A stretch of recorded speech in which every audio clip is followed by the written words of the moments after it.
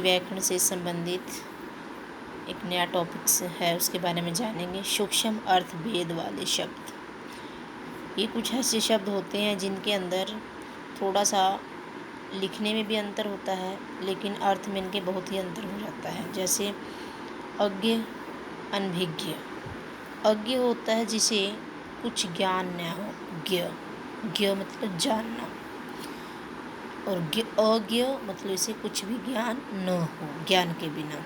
अनभिज्ञ जिसको बोध न हो, मतलब जिसे समझ ना हो, जिसको किसी विषय का परिचय ना हो, उसे अनभिज्ञ कहलाता है। अबला, अबला प्रत्येक स्त्री अबला कहलाती है। निर्बला, कमज़ोर स्त्री को निर्बला कहा जाता है। निर्बला मतलब निर प्लस बल, जिसके अंदर बल नहीं है। अस्त्र, शस्त्र।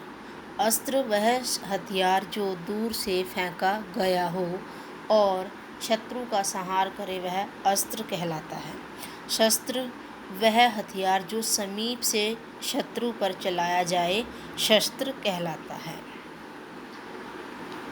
आगे है अभिनंदन और अभिवादन। इनके अंदर हमें अंतर पता नहीं होता, हम प्रयोग करते हैं कई बार, तो इनके अंदर जो अंतर है, इनका डिफरेंस है, वो हमें पता चलेगा जब हम किसी को बोलेंगे, तो हमें पता होना चाहिए कि इसका अर्थ क्या है।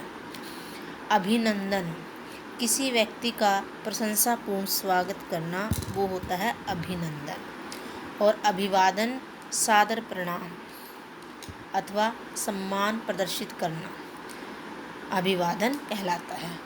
आशंका और शंका। आशंका अमंगल की संभावना का भाव है, जो वो आशंका कहलाता है।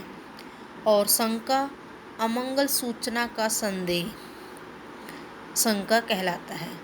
आधि और व्याधि। आधि मानसिक पीड़ा कहलाती है, जो मन के अंदर पीड़ा है उसे आधि कहलाती है। व्याधि शारीरिक पीड़ा कहलाती है, जो शरीर के अंदर दर्द है उसे व्याधि कहते हैं। ईर्ष्या और स्पर्धा। ईर्ष्या किसी की उन्नति को देखकर बिना कारण जलना ईर्ष्या कहलाती है।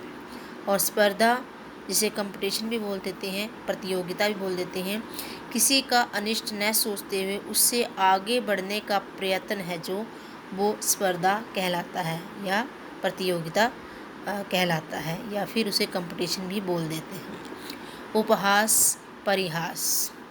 उपहास अपमान की भावना से किसी व्यक्ति की हंसी उड़ाना उपहास कहलाता है। परिहास सम्मान व्यक्तियों के साथ हंसी मजाक करना, विनोद करना, वो परिहास कहलाता है। कृपा, दया और करुणा।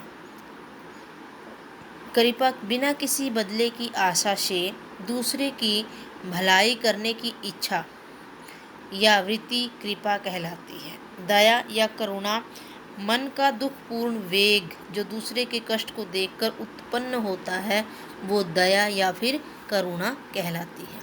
आगे है जननी, माता। जननी जन्म देने वाली माता, और माता कोई भी बड़ी स्त्री है जो हम उसको माता कहते हैं। तो ये थोड़ा थोड़ा सा अंतर है इनमें। तो ये बहुत बार परीक्षा में पूछे जाते हैं, और हम इनमें से कई बार इनके अर्थ हमें समझ में नहीं आते और हमसे ये गलत हो जाते हैं। तो इनको एक बार अवश्य पढ़ें और समझें। किसी भी प्रतियोगिता परीक्षा में या फिर आपके पेपर में आ सकते हैं। उम्मीद करती हूँ समझ में आ गए होंगे। अगली वीडियो में कुछ और इसी से संबंधित नया बताएंगे। तब तक के लिए धन्यवाद। स्वस्थ रहें, मस्त रहें और पढ़ने में